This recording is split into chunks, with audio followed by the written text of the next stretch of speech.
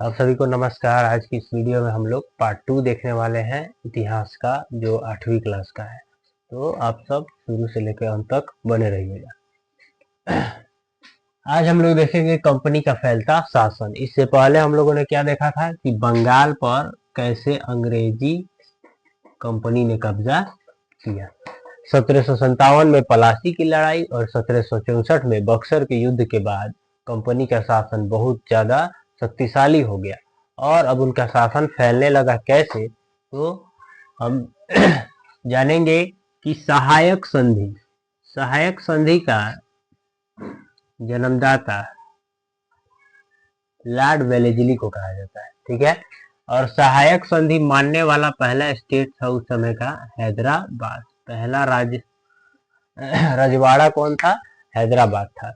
क्योंकि सहायक संधि मान लेने का मतलब क्या हुआ कि अब आप अंग्रेजी संरक्षण में रहेंगे, अर्थात आप एक तरीके से अपने राज्य को अंग्रेजों को सौंप रहे हैं। ठीक है, अब कंपनी का शासन फैल कैसे रहा था, तो ये दिखाएगा कौन? मैसूर से संघर्ष। बंगाल पर कब्जा करने के बाद ईस्ट इंडिया कंपनी अब किधर अपनी निगाहें गड़ा चुकी थी? मैसूर की तरफ।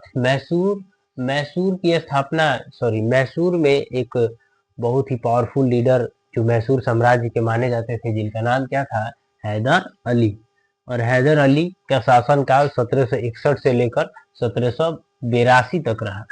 1782 तक रहा और उसके बाद उनके बेटे टीपू सुल्तान आते हैं, जो वाकई में बहुत ही बहादुर राजा हुआ करते थे। ठीक है, टीपू सुल्तान जो है 1782 में कहा जाता है कि शिकार खेलने गए थे जंगल में और वहां पर इन्होंने एक शेर को मार गिराया।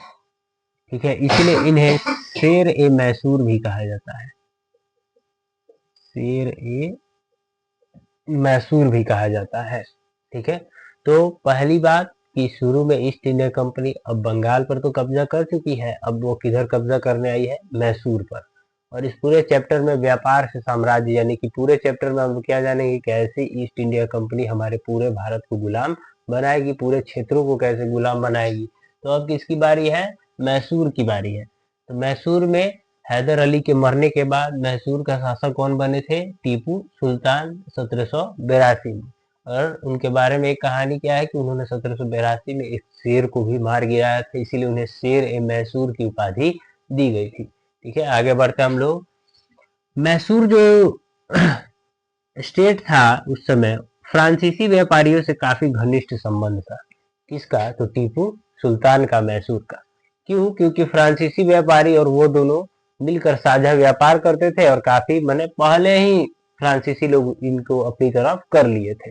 और अंग्रेजी लोग जो है, ईस्ट इंडिया कंपनी जो है, वो कभी ऐसा नहीं चाहती कि वो क्या करे, हमारे होते हुए किसी अन्य से व्यापार करे, अर्थात हमारे प्रतिद्वंदी को अपना मित्र बना ले, अर्थात हमसे दुश्मनी करे। ठीक है, तो ईस्ट इंडिया कंपनी क्या चाहती थी कि फ्रांसीसी इस पूरे उपमहाद्वीप से क्या हो जाए? खत्म हो जाए, वो गायब हो जाए, अपने देश चले जाए और हमको चुपचाप व्यापार और अपने साम्राज्य विस्तार करने दे। ठीक है, और ऐसा करने के लिए उन्हें किनको हराना था? फ्रांसीसियों को। और फ्रांसीसी कब हारेंगे? जब टीपू सुल्तान हारेंगे, क्योंकि फ्रांसीसियों के पक्ष में कौन है? टीपू सुल्तान है।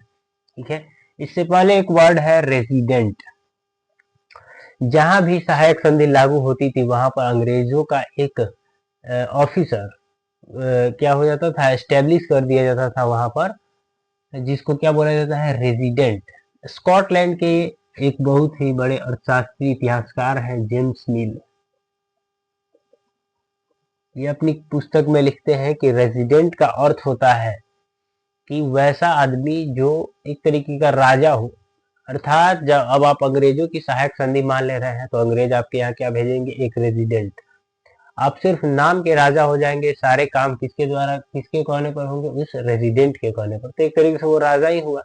ठीक है, तो वैसा ही रेजिडेंट मैसूर में भी भेजा गया अंग्रेजों द्वारा व्यापारिक न्योता देने के लिए, अपने राज्य में प्रवेश देने के लिए। लेकिन टीपू सुल्तान ने क्या किया? मना कर दिया, क्योंकि वो पहले ही किनसे व्यापार कर रहे थे?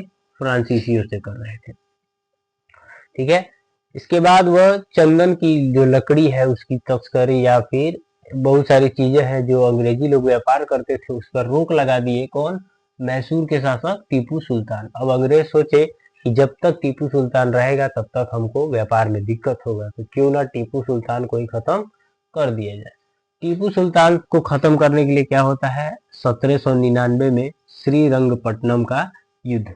श्रीरंगपट्टनम के युद्ध में क्या होता है कि टीपू सुल्तान मारे जाते हैं और अंग्रेज जीत जाते हैं। अब जो मैसूर का गद्दी है वो गद्दी खाली हो गया। अंग्रेजों ने यहाँ पर क्या किया, वोडियार राजवंश को मैसूर की गद्दी सौंप दी और वोडियार राजवंश ने अपने हाथों में ले लिया उस गद्दी को और वो शासन चलाने लगे।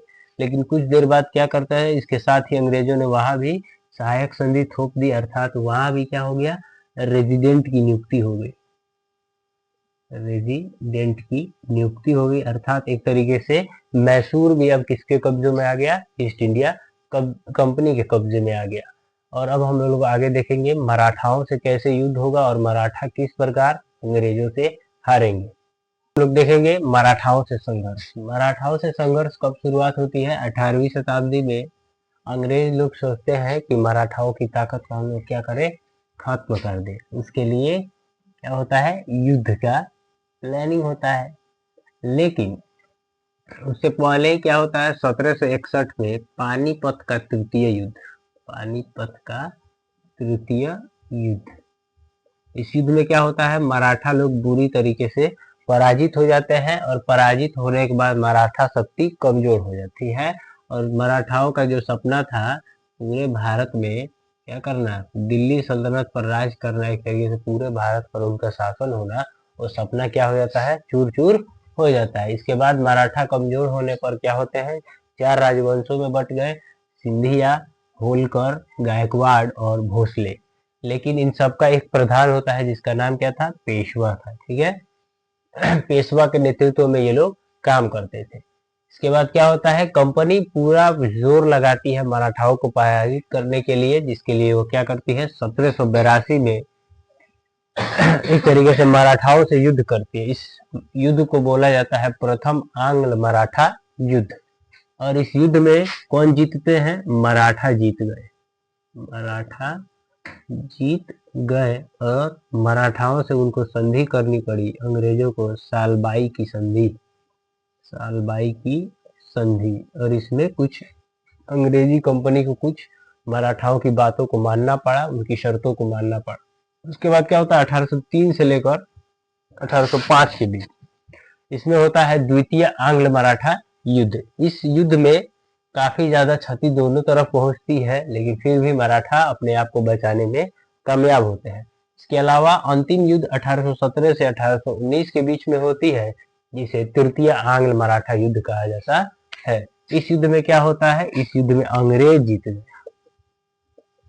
अंग्रेज जीत गए का मतलब ईस्ट इंडिया कंपनी जीत गई, और जीतने के बाद क्या की, मराठाओं के सारे भूभाग पर एक तरीके से कब्जा जमा लिया। और कब्जा जमाने के बाद उनके पास क्या आ गया, पूरे राइट्स, अधिकार आ गए, और मराठाओं को एक गुलाम की तरह जीना पड़ा।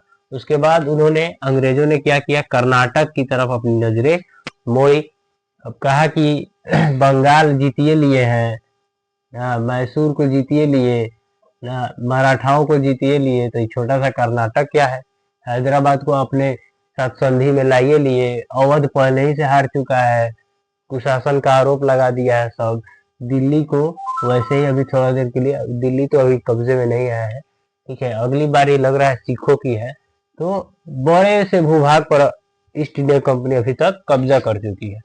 और बच कौन गया था, कर्नाटक। यहाँ पर एक औरत थी, चेल्लम्मा, ठीक है, यह बहुत ही वीर औरत थी। इसने बड़ी ही वीरता से ईस्ट इंडिया कंपनी के अधिकारियों, नौकरों, सिपाहियों जो भी थे, उनका बहुत ही वीरता से सामना किया, लेकिन वो भी अंततः क्या हो गई, पराजित हो गई। इस तरह एक बड़े से विशाल भूभाग पर ईस्ट इंडिया कंपनी ने अपना कब्जा जमाया, और देखते देखते लगभग आधा भारत पूरा ईस्ट इंडिया कंपनी ने 1819 तक जीत लिया।